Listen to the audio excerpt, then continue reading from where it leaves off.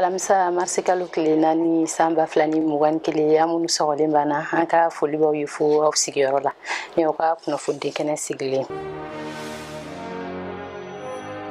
mobli tigu ba fe katle sababara blake kadam ne marsikalo kile mugan sabala samba flani mugan kile sabula jirala fama fe ko peaji besara itema oteme peaji dola tile kono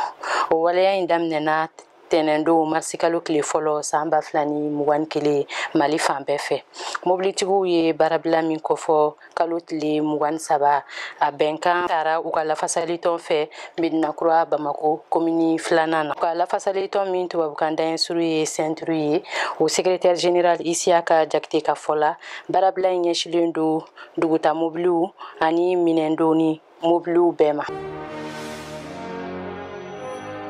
ye lakana ko Kibaru ye sordasiw ye kojuguba kɛla nani bɔ baara la Yuwaru Mali sordasi minnu dagayɔrɔ ye secteur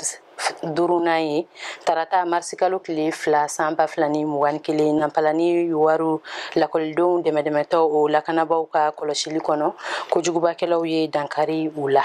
a kɛra nɛgɛ kɛɲa 16 waati la gatilumu secteur kɔnɔ Yuwaru cercle la kojugubakɛla nani ni sisi la marifa PM kelen kisɛ furuko saba ani tɔlikuwɛliku kelen olu sɔrɔla u kɔ a kɛra alatanu ye Mali sɔrdasi kelen si ni mato binganikɛ wale na n'an taara kɔkan kibaruyaw la an b'aw ladɔnniya ko Senegali fangasima Ousmane Sonko minɛna k'a b'a fɛ ka dankari jamana basigi la Senegali fangasima député Ousmane Sonko ni fɛrɛ tɔn Pastef les patriotes ɲɛmɔgɔba don kunu araba marsikalo kile saba sanba filani mugan kelen Senegal gendarmerie y'a minɛ ka sababu kɛ k'a b'a fɛ ka dankari jamana basigi la a lafasabaw y'a jira ko gendarmew y'a minɛ tuma min a tun b'a la ka taa juge ka wele lamɛn Dakar kiribulon la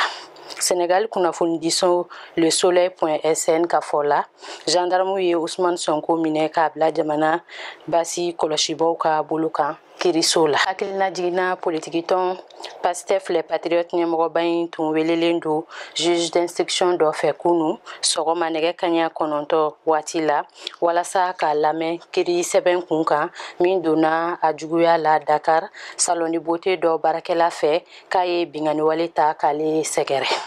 an b'aw ladɔnniya ko nin ko in senfɛ Senegali wasaden bolo ye Ousmane Sonko ka wasanden birifini wili ka bɔ a kan u ka lajɛ dɔ senfɛ juma tɛmɛnen